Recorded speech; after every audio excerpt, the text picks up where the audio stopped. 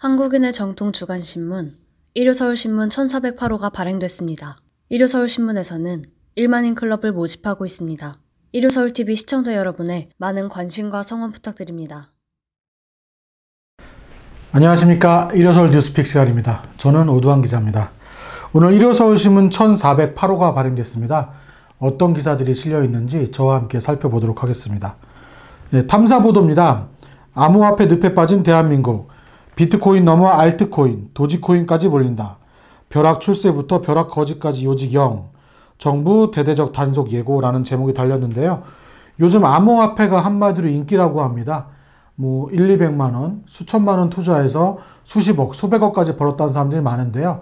특히 젊은이들 사이에서 영끌까지 모아 부동산이 아니라 영끌까지 모아 비트코인, 알트코인 이런 얘기가 나오면서 실제로 20대, 30대 젊은이들이 직장생활을 시작하고 나서 얼마 되지 않아서 수십억을 모은 다음에 퇴사를 하는 경우가 많이 있다고 합니다.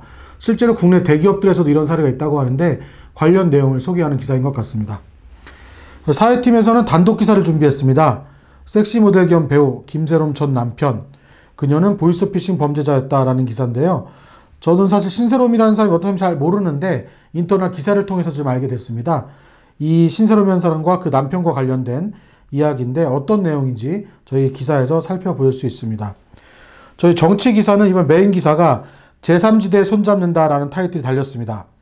공정의 키워드는 윤석열, 경제 키워드는 김동연이라는 타이틀인데요. 국민의힘 그리고 김종인, 윤석열 쟁탈전 나섰다. 나홀로 행보를 보이고 있는 윤석열과 김동연 전 경제부총리의 이제 연대론이 부상하고 있다 이런 이야기인데요. 매년 지난 총선 때도 그렇고 이번 서울시장 때도 그렇고 선거 때마다 윤석열과 김동연 전 경제부총리 이야기가 많이 나왔습니다. 윤석열 전 검찰총장 같은 경우에는 아마 대선에 나오는 걸로 가닥이 잡혀가고 있는 것 같은데 우리 김동연 전 경제부총리 같은 경우는 아직까지 정치권의 러브콜이 아주 많은데도 불구하고 본격적으로 등장하고 있지 않습니다. 지난 총선에서 여와 야 가리지 않고 많은 러브콜이 있었던 걸로 알고 있는데 본인은 아직까지 결정을 짓지 않았고 일반 자맹을 하고 있는 것으로 알려져 있습니다. 하지만 대권을 앞두고 윤석열 전 검찰총장과 함께 김동연 전 경제부총리가 어느 팀에 어느 당에 설지 아니면 제3당의 후보로 나올지 많은 사람들이 관심이 쏟아지고 있는데 일요서울에서는 관련 내용들을 자세히 분석해 봤습니다. 경기 지역 화폐가 또 이슈가 되고 있습니다.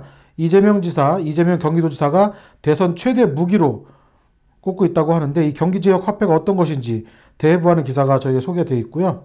경제팀에서는 LG그룹의 신설 지주사죠. LX홀딩스 관련 기사를 다뤘는데 LX라는 말은 한국국토정보공사랑도 영문 이름이 똑같다 보니까 관련 내용 두 기업들 간에 어떤 싸움이 붙었는지 자세한 내용을 소개하고 있습니다. 사회팀에서는 현장 르포를 다녀왔습니다. 스쿨존에 리얼돌 체험방이 있다고 합니다. 직접 기자가 가서 이 리얼돌 체험방이 어떤 곳인지 그리고 주변 주민들의 반응들은 어떤지 한번 살펴봤습니다. 그리고 또 경제기사입니다. 친문 호남 두고 이낙연 정세균 남북전쟁의 서막이 올랐다 이런 이야기인데요. 친문과 호남 두 대표 주자죠. 이낙연과 정세균이 내년 대선을 앞두고 본격적인 경쟁을 펼치고 있다 이런 내용인데 어떤 내용이 다뤄져 있는지 신문에서 한번 살펴보도록 하겠습니다. 그리고 지금 보수에서 가장 또 큰 이슈 중에 하나입니다.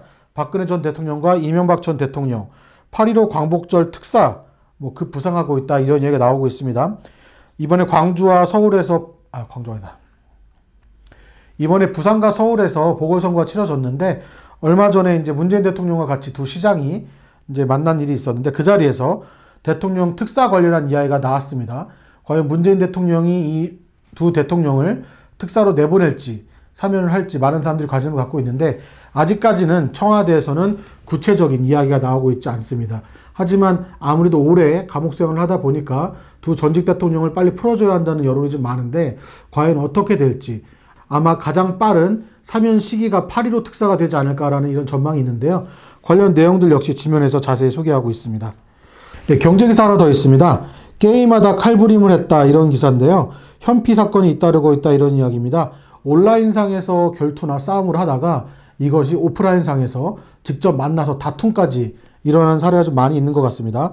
NC소프트, 넷마블, 넥슨 이 게임 업체들이 이 사건 때문에 큰 곤욕을 치르고 있다고 합니다. 그리고 검찰과 효성 갈등 2년여 조현준 회장 재판 관련 기사가 있습니다. 증거인멸 효성이 관여했다, 오해다 이런 이야기가 오고 하고 있는데 진실이 어떤 것인지 일요서울신문이 취재를 했습니다. 또 칼럼 소개시켜드리도록 하겠습니다. 정영석 교수의 서울시평, 도발로 몸값 키우는 김정은의 버르장머리 혼내야, 이런 제목이 달려있고요. 일요초대석입니다. 정권 저격수 김근식 교수, 북인권활동가 서른수 목사의 관련 인터뷰가 실려 있습니다. 예, 일요서울TV 이정현의 정문일침에는 국민의힘 태영호 의원이 이번에 출연했습니다. 김정은의 정치는 세뇌교육과 공포정치로 이루어져 있고 점점 강도가 더 높아져 가고 있다, 이런 내용이 달려있는데 이 외에 더 다양한 북한 내 소식들, 북한 내 정보는 저 유튜브와 신문을 통해서 확인할 수가 있습니다. 예, 첫 번째 정치기사 좀 자세히 살펴보도록 하겠습니다. 공정 윤석열, 경제 김동연, 제3지대에서 서로 통할까라는 제목이 달렸습니다. 윤석열의 지지도와 김동연의 경제 비전을 합치면 대선 판도를 흔들 수 있다, 이런 제목인데요. 윤석열 전 검찰총장, 김동연 전 경제부총리는 야권에서 주목하고 있는 인물입니다. 대선 전국에서 야권의 정계 개편을 이끌 수 있는 인물로 분류되고 있기 때문인데요. 이런 가운데 문재인 대통령으로부터 총리직을 제안받았던 김 전 부총리가 최근 문재인 정부 기조와 차별화를 시도하면서 보폭을 넓히고 있다고 합니다. 이 때문에 야권에서는 김 전 부총리에게 러브콜을 보내고 있는데 윤 전 총장 역시 야권에서 유력 대권 주자로 거론되고 있습니다. 국민의힘 차기 전당대회를 두고 누가 윤석열 영입 전에 유리한지가 변수로 떠오를 만큼 윤석열 퍼즐 맞추기가 한창입니다, 라고 지금 써 있습니다. 여기에 국민의힘과 사실상 결별한 김종인 전 비대위원장도 윤 전 총장을 제2의 마크롱이라고 부르면서 윤 전 총장이 킹메이커 역할을 원하는 분위기라고 합니다.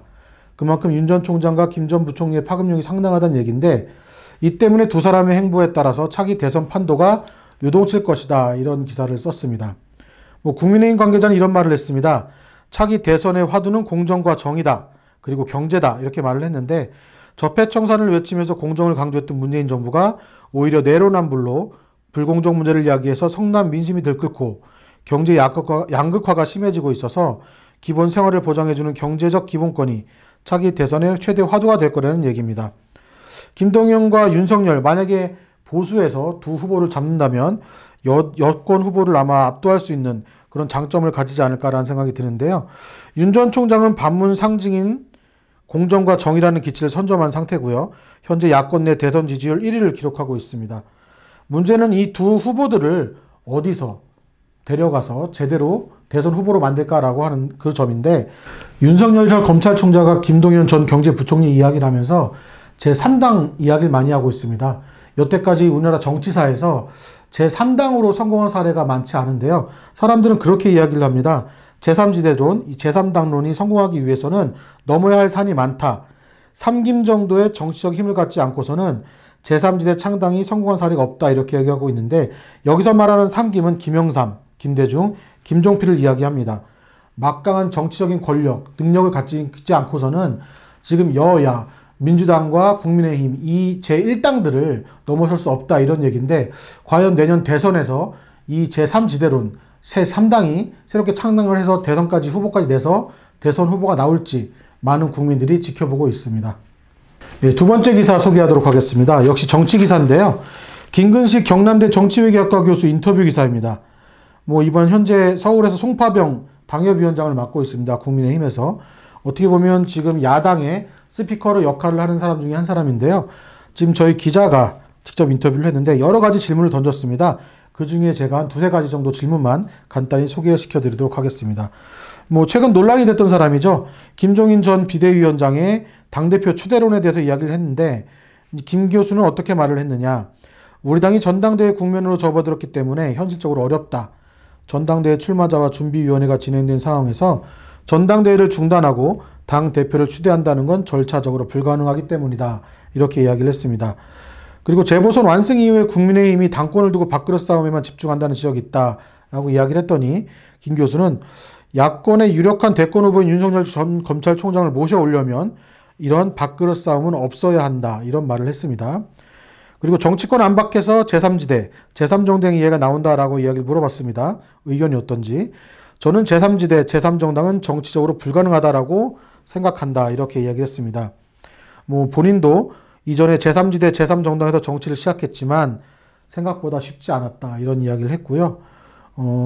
우리 당이 제3지대의 정신을 계승해 질적으로 변화하고 쇄신하는 모습을 보이면 자연히 국민의 신뢰를 얻고 바람직한 방향으로 나아갈 수 있다. 이렇게 이야기를 했습니다. 또 이렇게 물어봤습니다. 국민의힘 내에서 대선 후보로 거론되는 잠룡 중에 경쟁력 있는 후보는 누구라고 생각하냐라고 물어봤는데 즉답은 하지 않았고 이렇게 이야기를 했습니다. 우리 당에 여러 잠룡들이 계시지만 당 밖 윤석열 전 총장에게 야권의 지지율이 쏠려 있어 준비가 쉽지 않은 상황이다. 하지만 그분들도 인재며 당의 소중한 자산이다. 이번 오세훈 후보의 경우처럼 당내 경선을 거쳐 대선에서 어떤 변수가 생길지 모른다. 이런 이야기를 했습니다. 자세한 내용은 저희 신문을 통해서 볼 수가 있습니다. 예, 세 번째 기사 살펴보도록 하겠습니다. 역시 정치 기사인데요.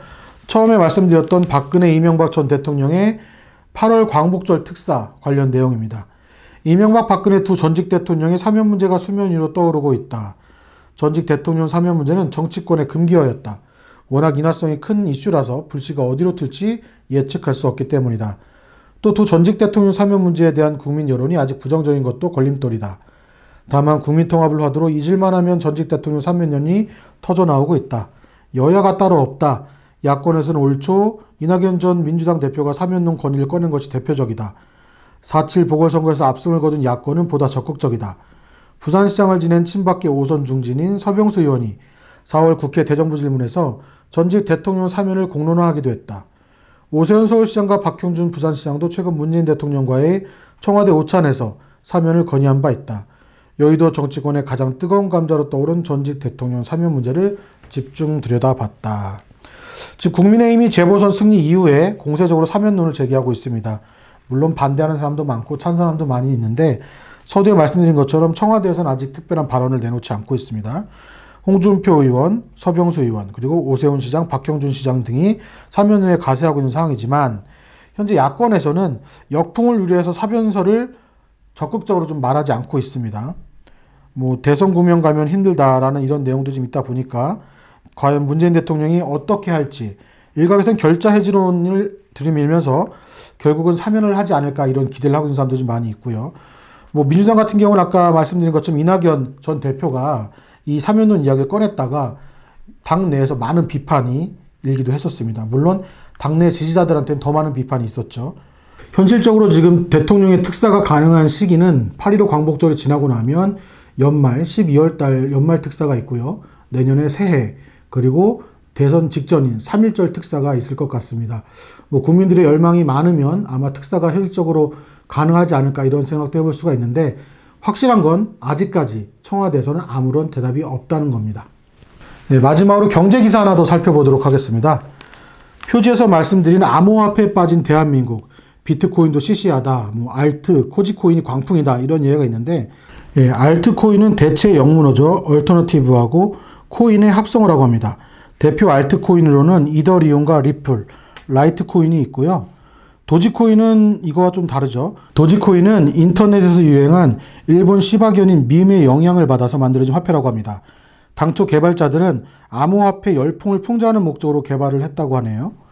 지난해 1월 초 기준 국내 도지코인 가격은 코인 한 개당 한화 약 14원에 불과했는데 지난 19일 기준 도지코인은 국내 암호화폐 거래소인 업비트를 기준으로 575원을 기록했다고 합니다. 실제로 많은 사람들이 이 알트코인과 도지코인을 사용하고 있는 것 같은데요. 그러다 보니까 자연스럽게 커다랗게 부를 창출한 그런 젊은이들이 많다고 합니다. 암호화폐가 인기를 끌면서 파이어족이라는 유행어가 생겨났습니다. 경제적인 자유를 얻어서 회사를 일찌감치 그만두는 사람들을 가리키는데요. 삼성전자에 다니는 한 직원은 암호화폐 2억을 투자해서 400억 원을 벌었다고 하고요. 신한카드에 다니는 한 직원은 2년 동안 투자해서 1억을 벌었고 퇴사한 이후에 30억까지 벌었다고 합니다.